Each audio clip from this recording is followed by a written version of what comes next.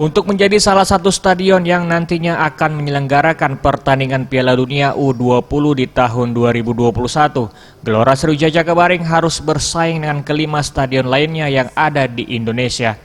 Dan pasca inspeksi yang dilakukan Ketua Umum PSSI ke Stadion Gelora Sriwijaya Jakabaring Palembang pada Selasa 11 Februari 2020 lalu, pihak Aspro PSSI Sumsel optimis GSJ nantinya akan terpilih menjadi salah satu venue penyelenggara Piala Dunia U20 di tahun 2021.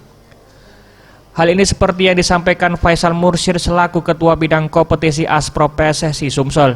Adapun optimisme dari pihak Aspro PSSI Sumsel adalah dengan apa yang ditawarkan kepada pihak PSSI, di mana baik itu venue pertandingan dan sarana tempat latihan berada di satu kompleks JSC. Ya, kalau melihat dari respon PSSI, kita masih tetap optimis bahwa Palembang, Sumatera Selatan akan ditunjuk sebagai salah satu host city Piala Dunia Under 20 tahun 2021 nanti. Kita masih tetap optimis kok. Adapun nantinya di bulan Maret pihak FIFA akan melakukan inspeksinya dan di akhir bulan Maret atau di awal April akan diumumkan stadion mana saja yang akan menjadi venue penyelenggara Piala Dunia U20 di tahun 2021.